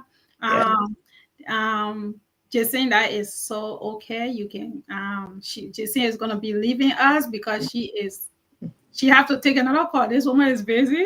I haven't slept. I worked overnight and been up all day. So thank you, Jason, for coming in to chime in. Thank you. And say congratulations again. I love you guys. Love you. Thank you so much, God. 30th episode. Can you imagine 30th episode? Season 2 is a wrap. Oh my goodness. It's a wrap. It's a wrap for season 2. 2025. Here we come, season 2. Hello. I love you so much, girl. Bye-bye. Bye. So that's why we remain friends for so long. So being that we have been friends for so long, and I came to this country pretty much not even really knowing much about relationships. So you have been at the front row seat of all my shenanigans of men, all of these things. Some of them you may have killed them, some of them you may not revive them, all of those things, some of them, so I have this fun question for you. Saying that you have been at the front row seat of all of my relationships, if you could reintroduce any of those men back into my life now that I'm single, and ready to mingle, if you could introduce any of them, not basing it upon who you think I may have still want or I may still give a chance to, just based on your own observation of them, nothing to do with me, who will it be and why? Do not give any name. Describe 2 options without mentioning any names, because none of my exes look the same, none of them are the same, so you can actually describe somebody I would know. Okay. And I describe this person, and I have this person in my heart still, even though it didn't work out, but I think he was I was closer to him the most, I would say. And I got to see his genuineness, despite it didn't work out. But I'm going to describe it, and I know you're going to know him. And I'm going to do it maybe in a riddle. Because of him, I have breasts. Oh my God, I cannot.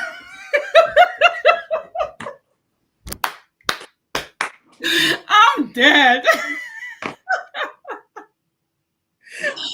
Oh my God.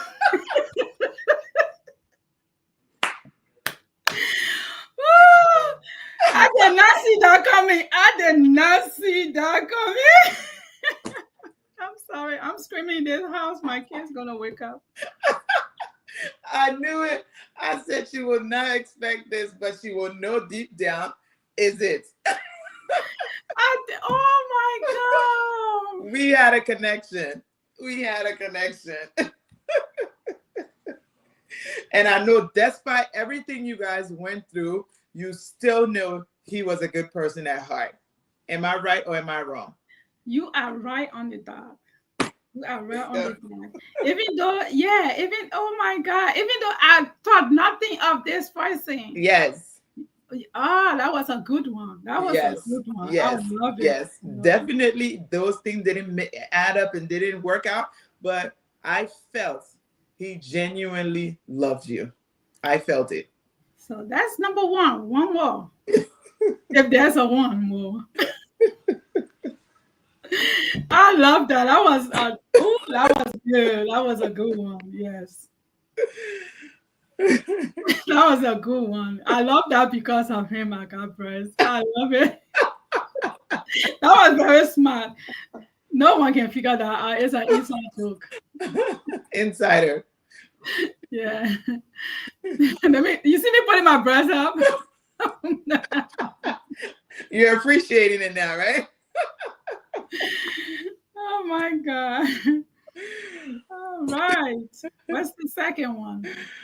And not to say I have so many men, guys. Don't get this wrong. No. But few has come my way over the years. Okay. Yes. So she knows. Yes. Apart from her husband, I wouldn't say the rest of them weren't that relevant to me. Oh, Jesus. Okay, now close the case. Now close the case. Now close the case because your husband is not an option. Exactly. All right. Okay, I like that. All right. Okay. Amongst your closest family members and friends, who have you trusted with your deepest secret and why did you choose that person? Now, again, no names. I think knowing you for almost 25 years, I know all of your family, more 98% cousins, sisters, family, whatever. So you can describe a person that you have told your most deepest secret to, I will know. But when it comes to your friends, because I know you have a lot of associates, but you have few close friends, who I would like to know that too. So go ahead. Well, I got two. I have a family and I have a friend that I've told my most deepest one to. Mm-hmm. And I'm going to say this in a riddle again, for the friend. And if the friend knows it, the friend knows it. Mm-hmm. Okay? For the friend, I would say I traveled on the bus. A long bus ride. You travel on a bus. I traveled on the bus. It was a long bus ride. Okay. I think I know. I know. Because that is a friend. Yeah. A friend that knows how I traveled on the bus knows my deepest, darkest secrets. And is going with her to the grave. I think I know. Yeah. It just synced to me. Oh, okay. So I'm the one. Okay, I'm the one, guys. I'm the one. Woo! It took me a moment. It took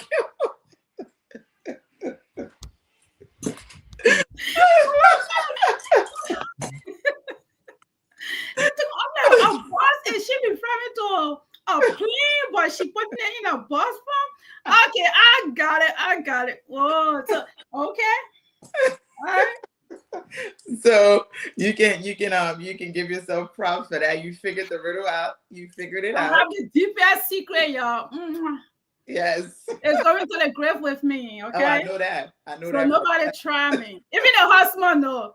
I'm a secret keeper. Yes. Even my brother knows that. So. And I can say this, but in front of you, and I can say it behind. I said, I don't care how much we argue. I don't care how much I'm mad at her. I don't care how much she's mad at me. It never crosses my mind. You know how these friendships are these days that I call them microwave friendships.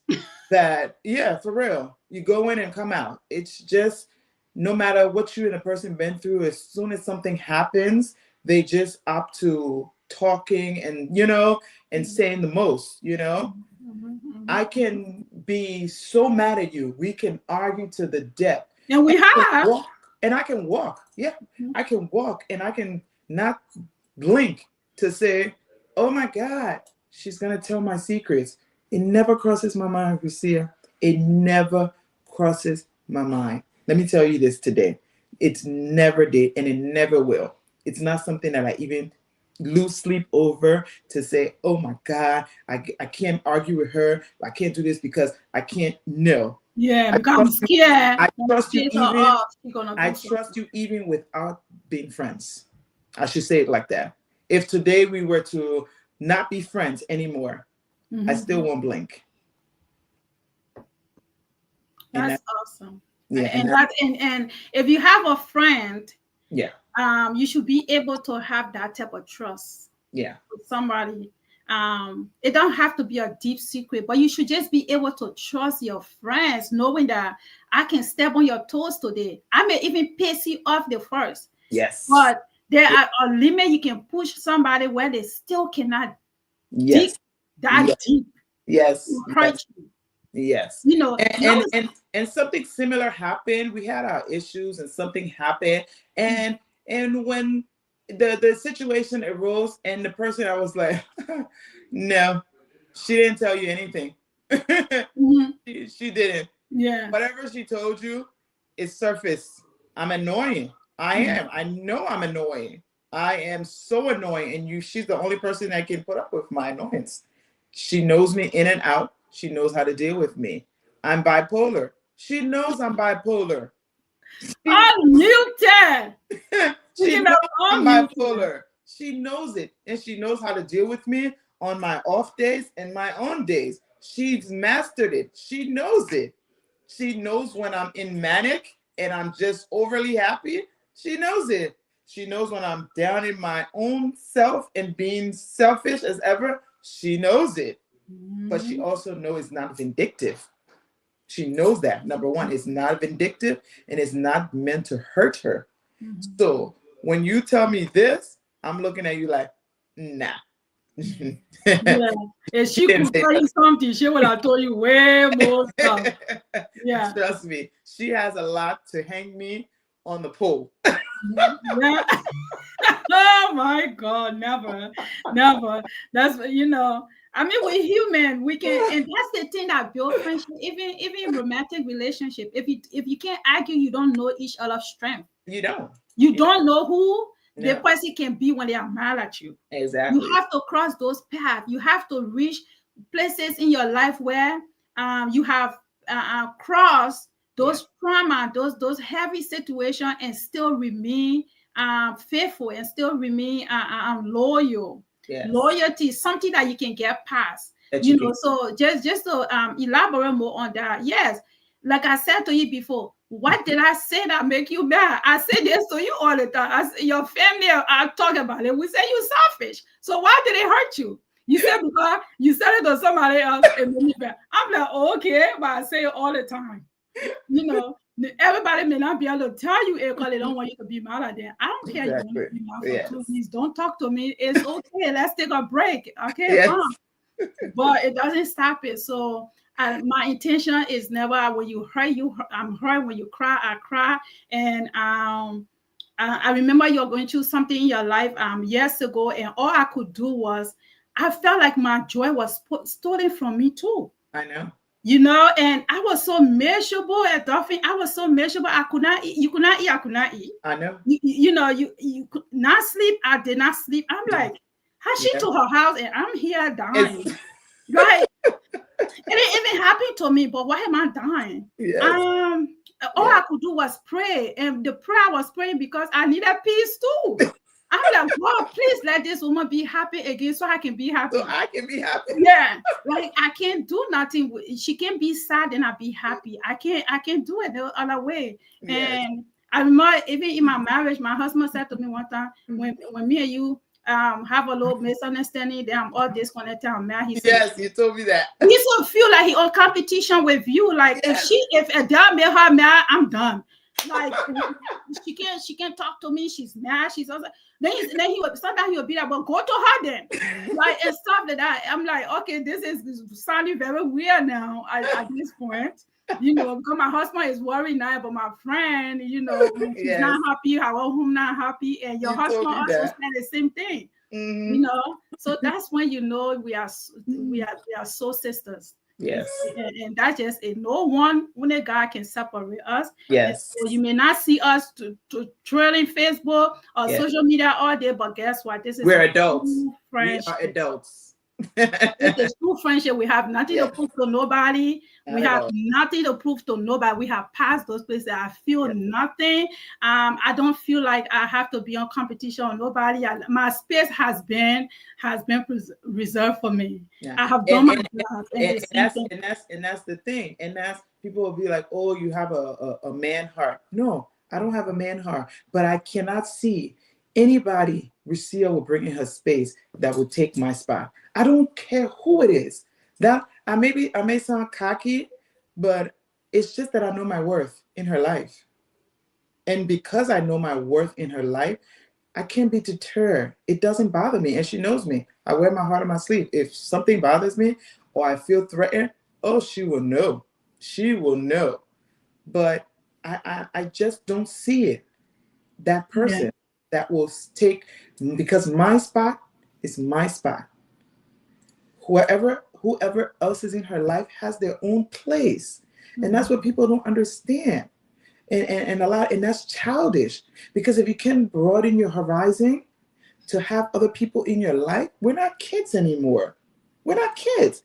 People come in our lives to take us to different places, different aspects of life. And you can't close that window because you're like on that childish nonsense. Oh, if I do this, or how my friend is going to feel. Are you kidding me? Are you kidding? Are we 12? You know, do you know what impact these people have on your life that you're going to close that? What we have is what we have. You know what I'm saying? And nothing and no one can change that. That's why I'm so secure. You know, I'm not being cocky, but I just know my worth. And that's all it is. Yeah, that's it. At this point, it's none of that. At this point, I have to know that I can trust the person. I can leave my kid with this person. God forbid, like my mother gave me to her best friend. She left her entire family, her sister, her biological sister, who is still alive today. She did not say, keep my daughter. She said to her best friend, take my daughter if something happened to me. So she had to have that extra love and trust with her best friend to say, I'm giving you my daughter to raise my daughter as your own. Take her away. Yes. You can give her a better life. You know, so you should be able to trust your best friend with that. You know, we often laugh about me being the worst godparent in the entire universe because I just be forgetting my godson. I think he's over it. He's over me. But I promise him when I get rich, I'm gonna take a trip. So we're still praying for that. But they are here. If she needs me, if she will ever to, God forbid, she can't be the mother for her children. I'm their mother. They have a mother, and vice versa. If my children don't have me, or I'm not able to be here with them, I know that she will handle my children well. I know that I have a mother, a second mother. And so that's how it should be. You should be able to have friendship that it can be there for you. And so because, so thank you so much. And, this is just to highlight friendship now, especially these days. Friendship is terrible. It's terrible. So we are almost out of time. I'm just gonna ask you. I have so many questions, but we cannot answer all of my questions within all these things that we've been discussing. I'm reading them. I'm like, okay, we covered that, but I cannot get to ask them.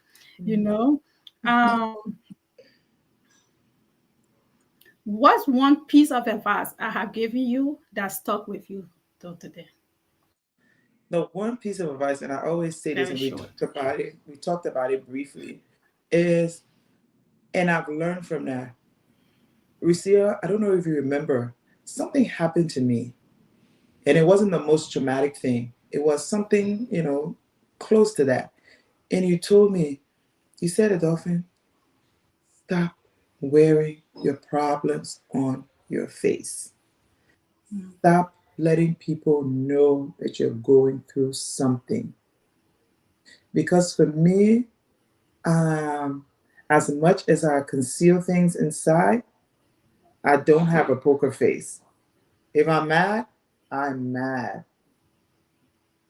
And you told me, not everybody outside has to see what's going on.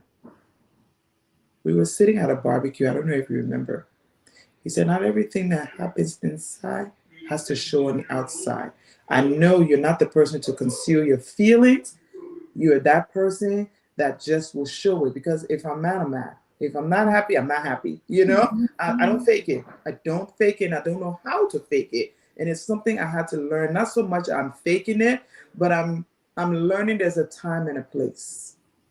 And I've distinguished that time and a place. And even with what I'm doing right now, that even when I'm sad or if I feel down, nobody knows. I will go in my car, I will cry, I will come back with a smile on my face.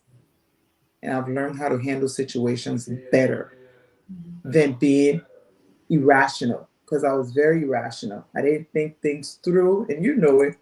I always go by what I feel and I react. I always did that. And it took some time to learn to sit and think. And you always said, before you pick up a bag, think. Because that same bag, will you be able to put it down? Think. If you're not ready to pick up anything, don't pick it up. Sleep over it. Wake up the next morning and you'll have a better view of things. And I took that advice from you, Recia. And I'm doing it now in my life. I'm doing it every day. And I think it's helped me a lot. Thank you. Thank you. And I'm grateful I was able to be that to be able to give you such a life life lesson, and that's all we have to do. I always say, if you need to talk to God. Talk to God. Even not me, talk to God, because God can hear you. God can solve your problem better than me. Yes, it's good to have people that you can talk to physically, to just lean on, to get a hug. But at the end of the day, we are all running to this one person. So, and when we are friends, we are family, close family, we have to be able to pour into each other. We have to be able to meet us where we are and be able to help our sisters and our brothers, and just be instrumental in each other's life. Be somebody in that person's life. Pray for your sister behind closed doors. She don't have to know. She don't have to know. Trust me. The amount of prayer I did fasting without this woman knowing, for whatever situation that was at the time, and God heard my prayer. God heard my prayer. I mean, I have been on the phone because I'm not the type of friend that in your face all day, or even maybe, I even show too much emotions. Yeah. But It is in me, and I think it's for myself too, because that's how I handle my business. I Yeah. keep things in and I just work on them Yeah. silently. So when my friends going through stuff, I do the same thing. And Yeah. I'm just like, what can I do? Let me go where I go, in my corner where I pray. Yes. Call her name, call her children, call her family, pray for them. You have to have sisters that pray for you. Yeah. So I'm so grateful for this friendship that we have, and I pray that it continues. Where tomorrow, God forbid, no nursing home, because I don't want to say when we're in a nursing home. If these kids try to put you in a nursing home, let God help me. I'm living so Yes. that they will not do it, because this woman work her butt off. You ain't putting her in no damn nursing home. She's And staying vice home. You versa. bringing somebody to take care of her. Like, we have to be our sisters keeper, even in the Yes. old age, because these kids these days, they are heartless. Yes. They Yes. are heartless. They will Yes. push you over and live their best life. And so I want to be able to be here to be able to say, hell no, she's not going to nursing home. Me and Yes. that would be fighting all day. But I already see it coming, so and then vice versa. And Yes. making sure that we are good. So Yes. my sister, my friend, my bestie, this is the first time I have ever done a show that went to 2 hours. Yes. And I feel like we even cover half of the things that I I have. know. I We know. could be here all day, but I'm so grateful for you. Just one more thing. What advice will you give to others about maintaining a lifelong friendship like we have? My advice would be is to be someone, to be the person that you want that person to be. Model yourself as the friend you want, the friendship you want from that person. Loyalty. A lot of people lose sight of loyalty. Loyalty is key. Finding that trust in that person and also accepting them for who they are, because we've all come from all different worlds. We're not the same. Even identical twins are not the same. Everybody has flaws. Learn to accept your friend's flaws. Nobody is faultless. No one is. And be able to embrace that and know that and learn from that and encourage your friendship. Like you said, pray with that person. Have that person be like, I posted something on my TikTok saying, when you are faced with a new friendship, ask God, should I open that door? Should I open that door? Because every friendship is coming with its own baggage, whether they're coming with good intention or they're coming with bad intention, And Recia, I'm a social butterfly, but who I let here, they're very few. Who I let here is very few. Don't mind the social butterflyness. That's just me. That's just the Taurus in me. And she will drop you in a hot cake too. That's just the So Taurus that's in it. me. That's when that now she just bringing them on. But the minute you mess up a little bit, she drop you. Yes. And that's why I tell people most of the time when I see her around people or I see people around her, I say you can have her. Because she knows my because you ain't gonna keep her, yes. or she ain't gonna keep you. Trust me, I'm threatened by no one. Yes. And if I see a speck of dishonesty, I'm out. And this is the only friendship. I've had 2 major friendships in my life, and I'll say it today. 2 that I can say major. My girlfriend, Dina, and Recia. These 2 people I can say will go on to the back for me, and they still will. That is it. Everybody else, yeah. But this is who I let inside. And it's not a lie. It's not a lie. So I would advise for people to really take time to get to know people, before they just jump into these so-called friendships, because it's bad out here. It's terrible. Yeah. There's no trust. There's no love, because you got to love your friend. Because you can't say you love your friend and the moment things go left, it's over. Yeah, yeah, right, right. Friendship work. That's why I say I don't want to invest. I'm too It's work. emotional when it comes to relationship. Where I connect with people, I can't be wasting my energy like that. Yes, and it's work. Friendship is work. People got to know that it's work. Friendship is just like a romantic relationship, but without the romance part. Mhm. It takes the same It's the course. same. It's the same. Just with yeah, like you said, no Yes, it romance. takes the Same, same course. same You have to put in emotion. the work to get the results. If you put in less, you'll get less. It's Yep, like putting money in the bank. What you put in is what you're gonna get out, exactly, and that's what exactly. it is. You know. So that's a good way to end this. So,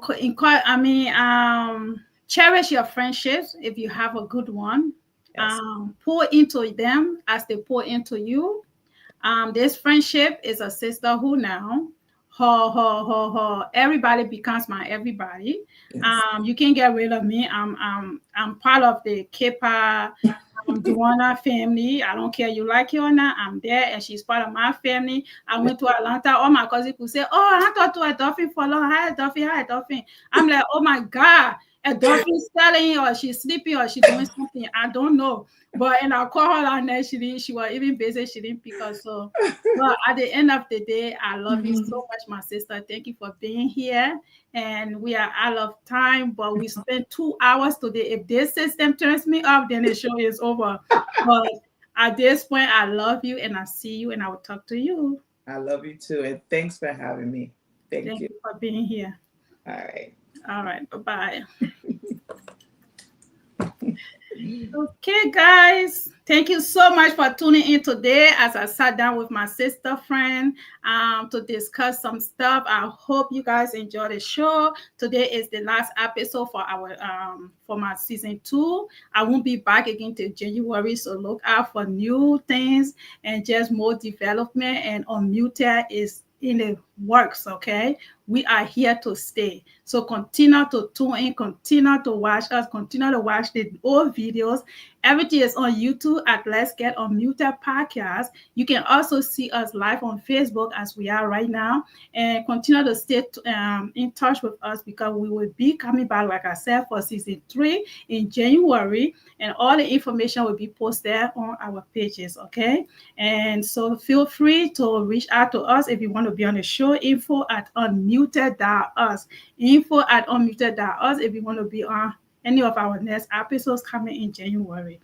Also, support our website, recaboutique.com. We have the Unmuted collections, and the book can be found on Amazon. It can also be found on Walmart, Target, and Barnes and Noble.com. And also, you can Google the book. I am Googleable. You can Google Unmuted by Recia Kabbah. It's going to give you all the website that you can find the book. Read my book. Also, if you have a question for me, send us an email and I can bring you on the show to ask your question. This is a safe space. We are real and honest. And you know what? You have a story, tell your story. It's the beginning of the healing process for you. Thank you so much to all my past guests that has been on this show. I appreciate you all for sharing your story. Your story inspired me as much as my story inspired you. And let's continue doing the work to work on ourselves and be who we are, our authentic self. So the longest show of all time, season 30th with my bestie Adele Duana. She did great, and I want to thank Jasine for coming in again and sharing some, just joining the conversation and being the bright light of who she is, just pouring into all of us and pouring into her. We have to pour into her because she's always pouring into us. And, sometimes I have to be that Jasine, take a break and just take a deep breath and rest. Okay. I love that woman so much, and she has become one of my dearest friends and sisters. And, I just pray that God continue to cover her as she pour into other people. And I want to, like I said, thank everybody. I want to thank my babies, my kids for supporting me, for my daughter for helping me get dressed up all the time, for all this things that are going on behind the scene. I want to thank my friends for their support. I just want to thank everybody, everyone that has been tuning. I want to thank my girl, Chris. Nelson for always supporting us. I'm going to we are going to watch this whole episode over again because we are always discussing. She is my bestie at work. We can kill together and we can revive together. So she is just one of those people I have fell in love with. And so thank you so much. She's holding it down for me right now. I'm going to be leaving this show and I'm going to go to real life. Okay. And so thank you all. I'm so grateful. I'm just so grateful for this platform, for this blessing. Unmuted is our story. Unmuted is our story. Let's get unmuted. Until next time, I am your host, Recia Kabbah. Bye, y'all.